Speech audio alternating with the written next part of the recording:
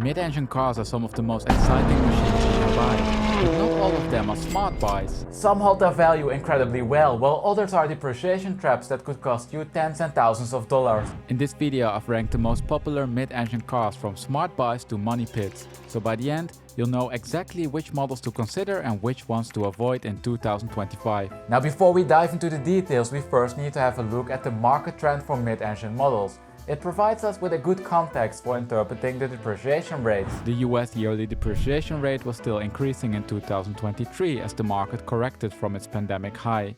The average depreciation rate was approximately 12% per year, and most models lost between 8 and 16% during that year. Rather extreme numbers. Mid-engine models bounced back fairly quickly and depreciated at a relatively stable rate till the end of 2024. In 2025, the market strengthened significantly. Depreciation rates started to decrease, and now we can see that they even crossed the 0 point.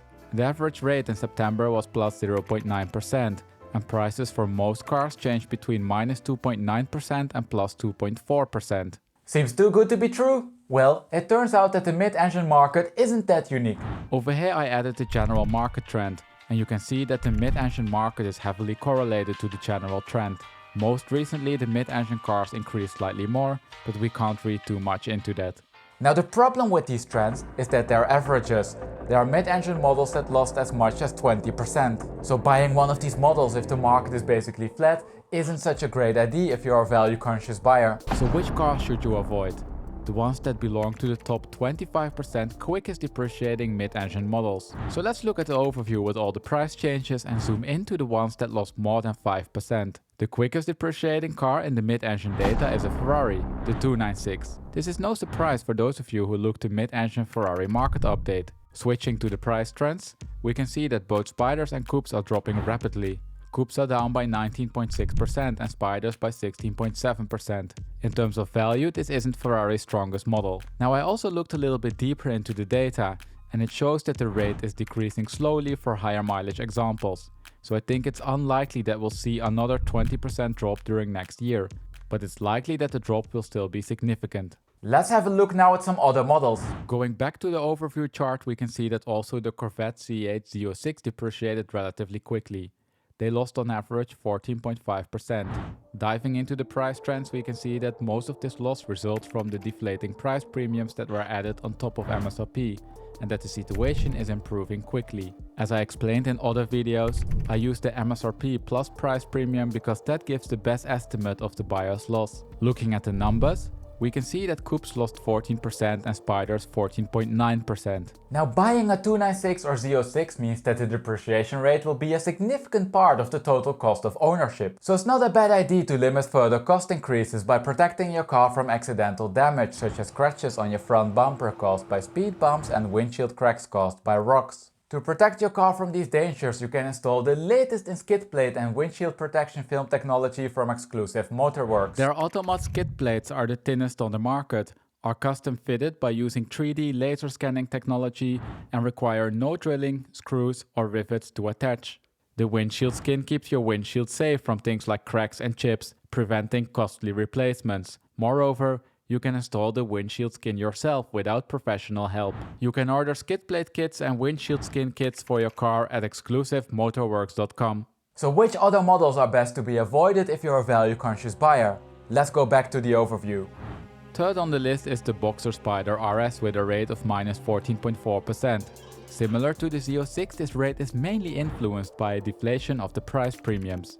The 2024 MSRP for a Spyder was $161,000, and accounting for 25% in options, we arrive at $201,000, way less than prices in August 2024. Unsurprisingly, prices have been falling linearly. The decrease, up until now, didn't halt as a result of 2025 price increases. Going back to the list, we find that the SF90 is next. Spyders and Coupes lost on average 13% during last year. The rate used to be as high as in the 296 market, but it's slowly decreasing. Price weakness in the hybrid Ferrari market is really a standout in 2024 and 2025. The A12 Superfast, for example, held up much better. Next on the list is the GT4 RS. At minus 14%, it lost approximately the same as the Spider RS. Again, the rate is driven by the deflation of the price premiums.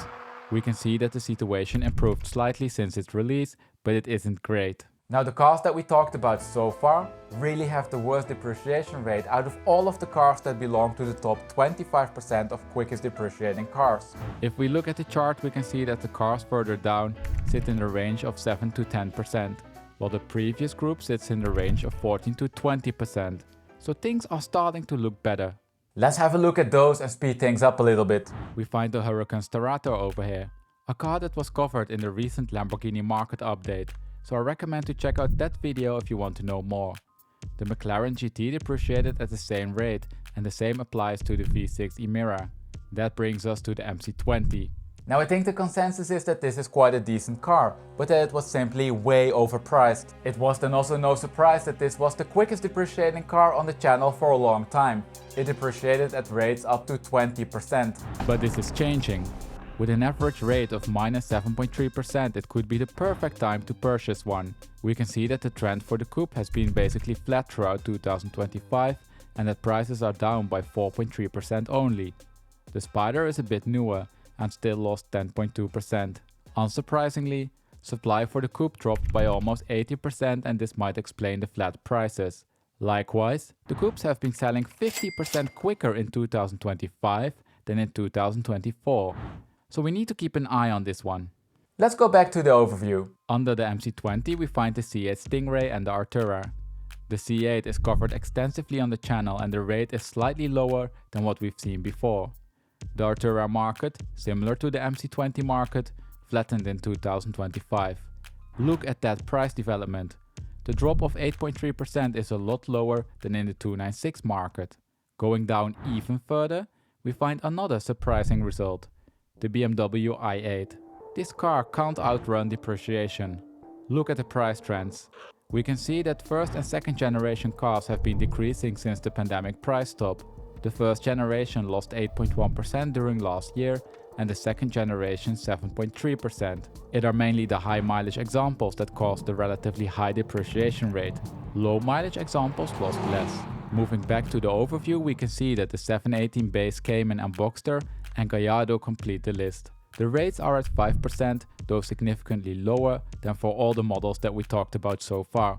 Now, provided you're a value conscious buyer, all of the cars we talked about so far weren't the smartest purchases. Indeed, some of the cars displayed a significant flattening in the price curve, meaning that it's likely that they will lose much less during next year than displayed in the chart. Examples of this are the MC20 and Starato. Others, like the 296, have a price trend that's falling in an almost linear fashion. This means that it's likely that they will lose only slightly less in the upcoming 12 months. And with that we also arrive at the next topic.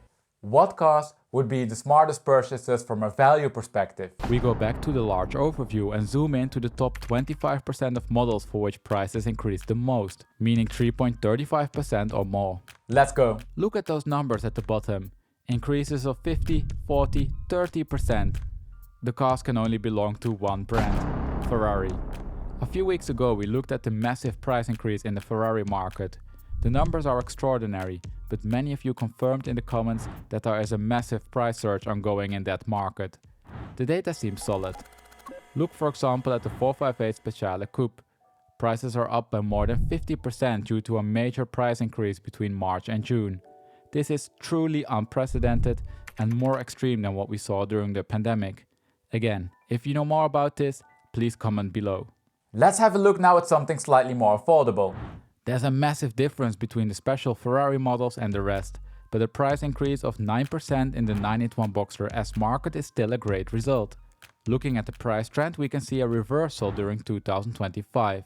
There's some noise in the data, but the price increase of 9% is statistically confirmed, and this means that it's unlikely to be the result of chance. Now the 981 Boxster and Cayman market is strong in general. As we'll find out soon, the 981 Boxster S isn't the only model that made it to the list. Going back to the list, we find 3 McLaren LT models that increased between 6 and 9%. 600 LTs have been fairly flat since 2023 and even increased during 2025. The same applies to the 675 LT Coupe and the 765 LT. Going back to the list, we find one of the cheapest mid-engine models money can buy, The 986 Boxster S. We can see a trend reversal during 2025, and this pushed prices up by 7.9%. The largest increase took place among the low mileage examples. High mileage cars, so the ones with more than 70,000 miles, were flat. Working our way up, we find the first Lamborghini, the Aventador SVJ. In the recent Lamborghini market update, we saw that this is an exceptionally strong market, so you need to have a look at that video if you want to know more. Also, the 458 market is doing well, that's no surprise. Over here you can find the detailed Ferrari market update. Going up even further, we find the Aventador SV and the Alfa Romeo 4C.